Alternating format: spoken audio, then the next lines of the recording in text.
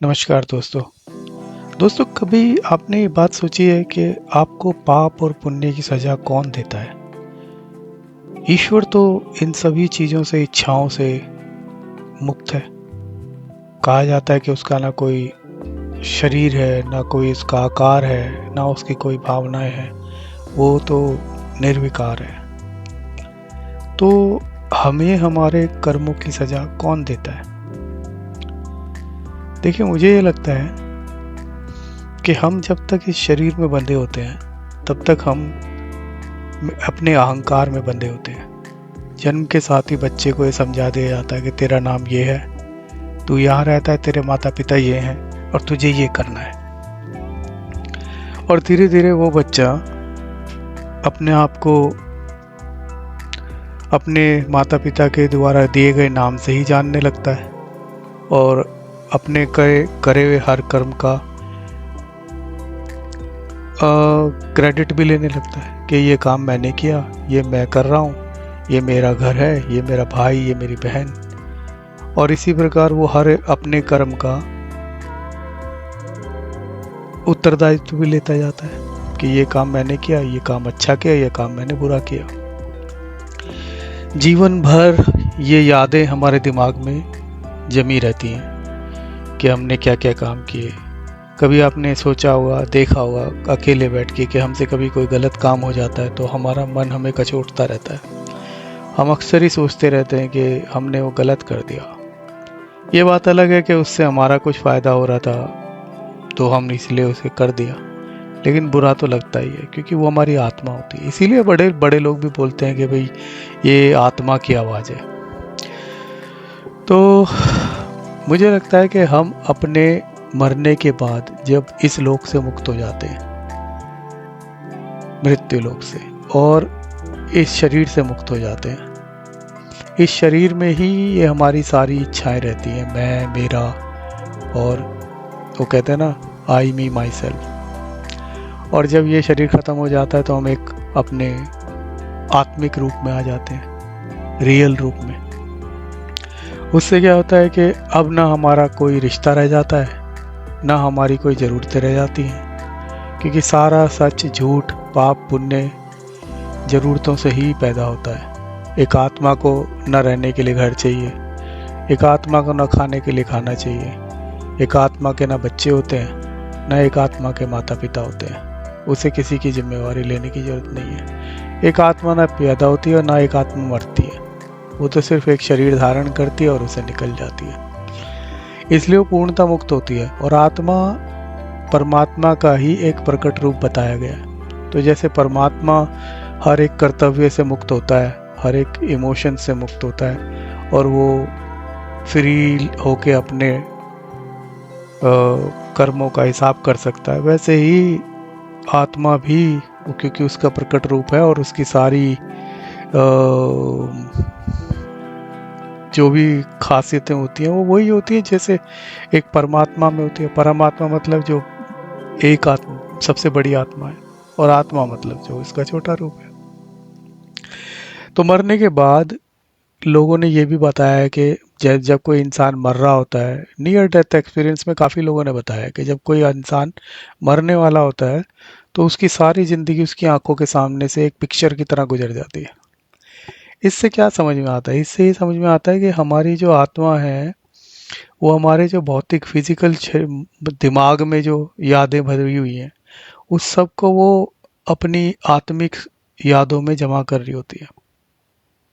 क्योंकि अब उसे पता होता है कि ये शरीर तो नष्ट हो जाएगा, जल जाएगा, यहाँ पे जो ये जो माइंड है ये भी ख़त्म हो जाएगा इसके साथ, तो वो इन यादों को ले जाती है।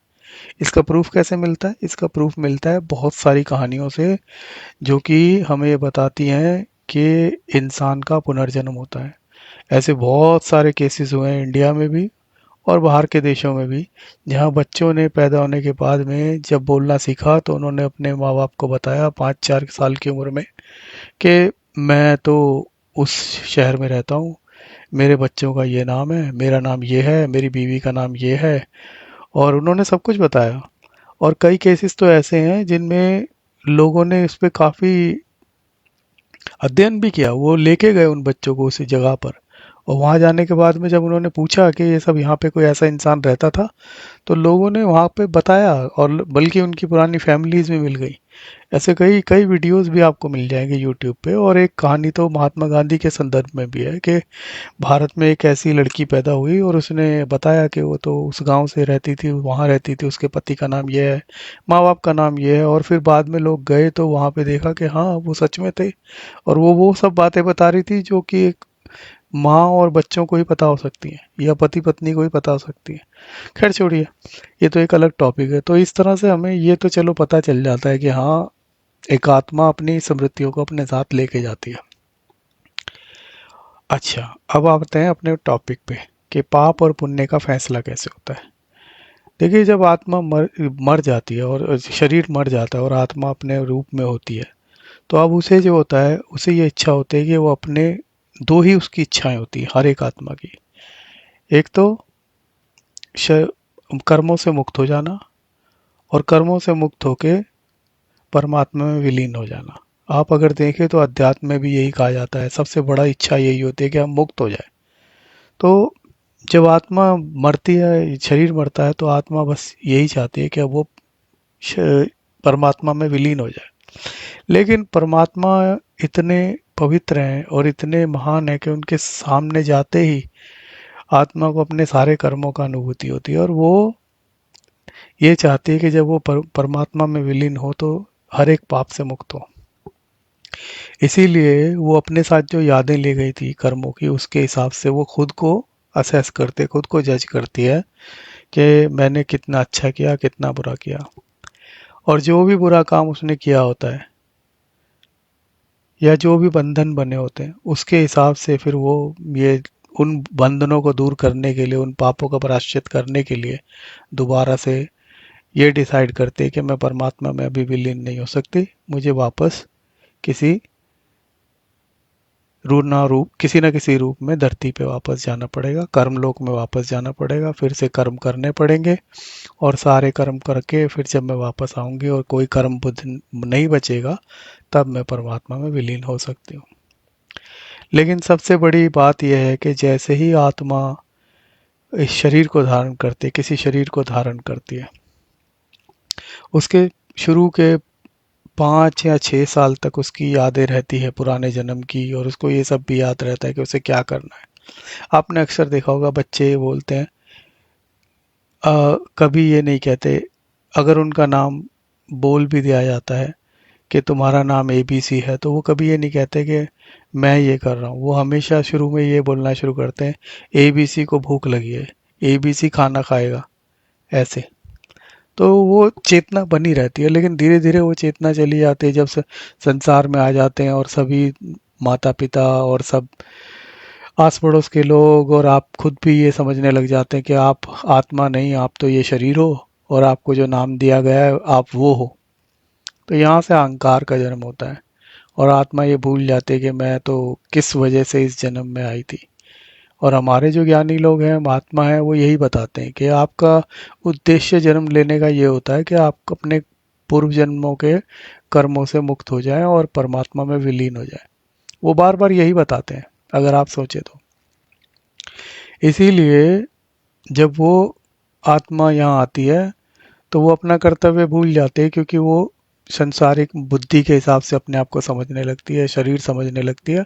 और धीरे धीरे, क्योंकि वो पुरान, जब आप कोई भी चीज़ को इम्पोर्टेंस नहीं देते ना, तो वो धीरे धीरे इस शरीर, दिमाग से और यादों से मिट जाती है। जैसे कि देखो, आपने कल रात को क्या खाया था, ये आपको याद होगा, लेकिन अगर आप सोचें हफ्ते भर पहले आपने क्या खाया था, या महीने भर पहले आपने क्या खाया था, तो आपको याद नहीं होगा।